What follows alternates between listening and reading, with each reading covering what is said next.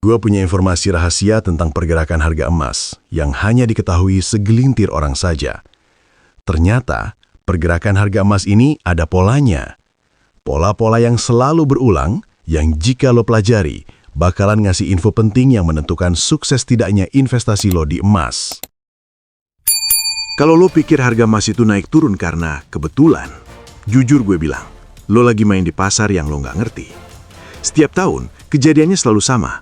Orang beli emas terlambat, jual emas kepagian, abis itu nyalain nasib, nyalain pemerintah, nyalain keadaan. Padahal masalahnya bukan di nasib, masalahnya satu, mereka nggak ngerti polanya. Karena faktanya, ada pola gila di harga emas. Bukan gosip, bukan ramalan dukun, bukan teori karangan motivator, tapi pola yang diulang lagi dan lagi selama puluhan tahun. Dipakai oleh bank besar, dipakai oleh fund raksasa, dipakai oleh orang-orang yang masuk sebelum harga meledak.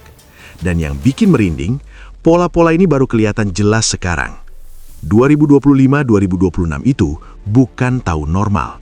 Banyak orang ngerasa emas mahal, padahal yang mahal itu ketidaktahuan mereka sendiri. Di video ini, gue bakal bongkar kenapa emas nggak pernah bergerak random, kenapa orang pintar masuk diam-diam, keluar tenang, dan kenapa mayoritas orang Indonesia baru sadar pas harga sudah ketinggian. Kalau lo punya tabungan, punya gaji, punya keluarga, dan gak mau nilai duit lo digerus pelan-pelan tanpa lo sadar, jangan kemana-mana. Subscribe sekarang, like dan share ke orang terdekat lo. Tulis di komentar, gue mau ngerti polanya. Karena video ini bukan buat semua orang. Ini buat mereka yang mau siap lebih dulu, bukan jadi korban yang sadar belakangan. Emas itu punya jam biologis. Sekarang, gue mau buka pola pertama. Dan ini pola yang bikin banyak orang kecele tiap tahun, tanpa sadar. Bro, emas itu bukan saham gorengan. Dia punya jam biologis, punya ritme. Dan ritme ini dipakai fund besar, bukan mitos. Setiap tahun, polanya hampir selalu sama. Awal tahun, Januari sampai Februari, emas sering mulai naik pelan tapi konsisten. Kenapa? Karena duit gede masuk ulang ke pasar. Bank, institusi, fund global, repositioning. Mereka nggak ribut, mereka beli saat masih sepi. Lalu masuk Maret sampai Juni, disinilah banyak orang salah kaprah. Harga emas mulai lemes, sideways, kadang koreksi kecil. Dan apa yang orang lakukan? Bosan, ragu, jual. Padahal justru di fase ini orang pintar nahan napas. Lalu masuk Juli sampai September. Ini fase yang jarang dibahas media tapi paling kejam dampaknya. Musim pernikahan di India, festival besar. Permintaan emas fisik naik gila-gilaan, dan emas mulai lari kencang. Banyak riset nunjukin, September-Oktober sering jadi fase kuat emas, sementara Maret sampai Mei sering jadi fase paling bikin orang nyerah. Masuk Oktober sampai Desember, emosi pasar mulai liar. Ada yang lanjut beli, ada yang ambil untung. Harga jadi volatile, bisa naik brutal, bisa koreksi tajam. Dan disinilah mayoritas orang Indonesia ketuker logika. Mereka beli saat ramai, mereka jual saat sepi. Intinya satu, emas tidak bergerak random tiap bulan. Yang random itu keputusan manusia yang nggak ngerti musimnya. Dan ini baru pola pertama, masih ada pola yang jauh lebih besar. Dan efeknya bisa nentuin nasib harga emas bertahun-tahun ke depan. Emas nggak naik terus, tapi selalu balik lebih tinggi. Sekarang kita naik level. Kalau pola 1 ngomongin musim, pola 2 ini ngomongin umur panjang permainan emas. Dan disinilah mental orang mulai tumbang.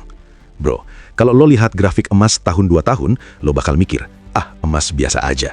Tapi kalau lo lihat 20-50 tahun ke belakang, ceritanya berubah total. Secara historis, 1971 sampai 1980, emas bull run brutal. 1999 sampai 2011, emas bull run brutal.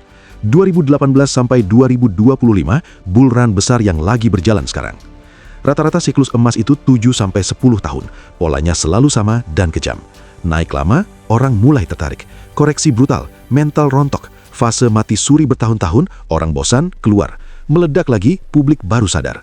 Dan kesalahan terbesar manusia itu satu, gak sabar. Mereka masuk di tengah, gak tahan koreksi, keluar sebelum siklus selesai. Padahal satu fakta penting yang jarang dibahas, emas nggak naik selamanya, tapi setiap bull cycle, harga selalu lebih tinggi dari sebelumnya. Artinya apa? Yang bertahan di siklus berikutnya, main di level harga yang beda kelas. Yang nyerah, jadi penonton, sambil bilang, harusnya gue tahan dulu. Dan sekarang pertanyaannya, kita lagi di fase mana? Awal, tengah, atau mendekati akhir siklus? Tenang, jangan jawab dulu, karena di pola berikutnya, gue bakal bongkar siapa pemain besar yang biasanya muncul di fase paling krusial.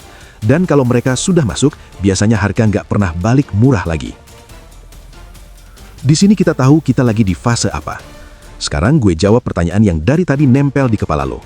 Kita sekarang di fase mana? Jawabannya nggak bisa pakai perasaan, nggak bisa pakai tebak-tebakan, tapi pakai satu indikator yang paling jujur di dunia keuangan, yaitu gerakan bank sentral. Bro, bank sentral itu bukan trader harian. Mereka nggak FOMO, mereka nggak ngejar cuan cepet. Kalau mereka beli emas satu, alasannya cuma satu, yaitu mereka lagi nyiapin pertahanan jangka panjang. Dan faktanya sekarang begini, dalam beberapa tahun terakhir, bank sentral dunia borong emas paling besar dalam sejarah modern.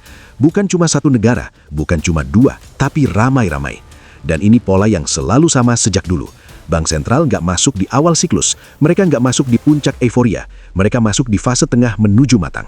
Artinya apa? Kita bukan di fase awal, tapi juga belum di fase puncak FOMO publik. Kita ada di fase paling berbahaya sekaligus paling menentukan. Fase di mana pemain besar sudah siap, tapi mayoritas orang masih ragu. Ini fase yang bikin harga naik pelan tapi konsisten. Nggak heboh, nggak viral, tapi nggak pernah balik murah lagi. Dan sejarah nunjukin satu hal brutal. Setelah bank sentral masuk besar-besaran, harga emas biasanya terus naik 2-5 tahun berikutnya. Publik baru sadar di akhir, masuk ramai-ramai, dan disitulah harga sudah terlanjur tinggi. Jadi kalau lo masih nanya, masih kemahalan nggak? Pertanyaan yang lebih jujur adalah, gue mau siap sekarang atau jadi penonton nanti? Dan tunggu dulu, karena pola berikutnya akan bikin lo sadar satu hal yang lebih kejam lagi. Di Indonesia, efeknya bisa jauh lebih brutal dibanding negara lain. Kenapa harga emas di Indonesia bisa naik double? Sekarang kita masuk ke bagian yang bikin banyak orang Indonesia bingung dan kesel sendiri. Bro, pernah nggak lo lihat berita begini? Harga emas dunia relatif stabil, tapi pas lo cek harga emas Antam, kok naik lagi? Kok mahal lagi? Dan orang langsung bilang, ini pasti permainan, ini pasti dicetak mahal. Padahal jawabannya lebih kejam dan lebih sederhana. Ada pola keras yang jarang dibahas tuntas. Hukum globalnya gini, dolar kuat, emas tertekan. Dolar melemah, emas naik. Tapi di Indonesia, ceritanya nggak sesederhana itu. Karena harga emas di Indonesia punya dua mesin pendorong. Satu, harga emas dunia USD.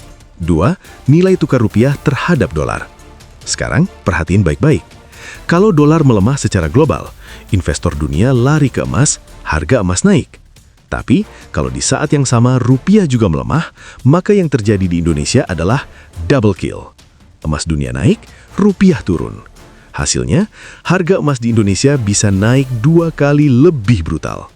Makanya, sering kejadian, emas dunia sideways, tapi emas Antam tetap nanjak tanpa permisi. Dan ini yang bikin banyak orang salah langkah. Mereka nunggu emas dunia turun, padahal rupiah duluan yang ambruk. Ini poin pentingnya. Buat orang Indonesia, emas itu bukan cuma soal emas, tapi soal perlindungan nilai tukar. Dan di kondisi global sekarang, utang AS, geopolitik, perang mata uang, tekanan ke dolar belum selesai. Artinya, selama rupiah rentan goyang, emas di Indonesia punya alasan kuat untuk tetap mahal. Dan tunggu dulu, pola berikutnya akan nunjukin sesuatu yang lebih ngeri lagi. Emas bisa diam lama, lalu tiba-tiba meledak tanpa aba-aba. Dan disitulah banyak orang nyesel seumur hidup. Emas itu sabar, tapi sekali gerak gak minta maaf. Sekarang, dengar bagian ini pelan-pelan, karena disinilah 90% orang selalu salah langkah. Emas punya satu kebiasaan aneh tapi konsisten. Dia bisa diam lama, lalu tiba-tiba gerak brutal. Bukan naik dikit, bukan pelan-pelan, tapi loncat tanpa aba-aba. Sejarahnya kejam. Tahun 2001 sampai 2005, emas nggak kemana-mana, sideways, sepi. Orang bilang emas udah nggak relevan. Lalu apa yang terjadi? 2006 sampai 2011, emas meledak. Ulang lagi, tahun 2013 sampai 2018, emas mati suri. 5 tahun orang bosan, pindah ke aset lain, jual emas sambil nyengir. Lalu apa yang terjadi? 2019 sampai 2025, emas bangkit dan tembus level yang dulu dianggap mustahil. Ini bukan kebetulan, ini pola konsolidasi panjang, akumulasi, lalu ledakan. Dan yang bikin sakit hati adalah satu hal. Fase diam itu selalu bikin orang merasa salah beli. Padahal justru di fase itulah orang pintar nambah pelan-pelan, tangan lemah keluar satu-satu, suplai ketarik ke tangan kuat. Begitu keseimbangannya pecah, harga nggak nanya siapa yang siap. Pelajarannya brutal. Kalau emas terasa membosankan, biasanya itu pertanda dia lagi ngumpulin tenaga. Dan sekarang pertanyaannya, kalau siklus panjang, bank sentral masuk, dolar goyang, rupiah rentan, fase diam ini bakal berakhir kemana? Tenang, masih ada satu pola terakhir. Pola yang paling manusiawi dan paling sering bikin orang menyesal di akhir. Bukan pasar yang jahat, tapi pola manusia yang selalu sama. Sekarang kita sampai ke pola paling kejam. Bukan teknikal, bukan data, tapi manusia itu sendiri. Dan ini pola yang nggak pernah berubah dari dulu sampai sekarang. Urutannya selalu begini. Awal harga naik, orang bilang, ah biasa. Harga naik lagi, orang mulai mikir, kemahalan. Harga meledak, baru semua orang teriak, kenapa gue nggak beli dari dulu? Dan ironisnya, pola ini selalu terulang. Di emas, di properti, di saham, di kripto. Bukan karena orang bodoh, tapi karena emosi selalu mengalahkan logika. Saat harga murah, takut. Saat harga naik, ragu. Saat harga mahal, serakah. Dan media biasanya baru ramai di fase terakhir, saat publik masuk, saat antrian panjang, saat harga sudah tinggi. Inilah kebenaran pahitnya. Mayoritas orang bukan gagal karena kurang uang, tapi karena telat sadar. Dan sekarang, kalau lo tarik semua pola yang tadi, pola musiman, pola siklus panjang, bank sentral sudah masuk, dolar versus rupiah, konsolidasi panjang, psikologi manusia, semuanya ketemu di satu periode waktu. Dan periode itu 2025 menuju 2026. Ini bukan soal emas bakal naik berapa. Ini soal siapa yang siap lebih dulu. Karena sejarah selalu nunjukin satu hal. Di masa transisi besar, bukan yang paling pintar yang selamat, tapi yang paling siap. Dan di video berikutnya, gue bakal bongkar peta perang 2026. Apa yang harus lo lakukan, apa yang harus lo tahan, apa yang harus lo siapin, sebelum mayoritas orang baru sadar dan semuanya sudah terlambat. Bukan panik, bukan tebak-tebakan, tapi siap. Sekarang gue mau ubah sudut pandang lo. Ini bukan soal takut 2026, bukan soal ramalan kiamat, dan jelas bukan soal ikut-ikutan panik. Ini soal siap lebih dulu saat mayoritas masih bingung. Bro, orang yang selamat di fase transisi ekonomi besar itu bukan yang paling pintar, tapi yang punya struktur. Kiat rahasia pertama, jangan kejar sensasi, kejar posisi. Di fase seperti ini, emas bukan buat gaya, bukan buat flexing, tapi buat mengunci daya beli. Banyak orang nunggu harga ideal, padahal di fase transisi, yang ideal itu posisi lo, bukan angkanya.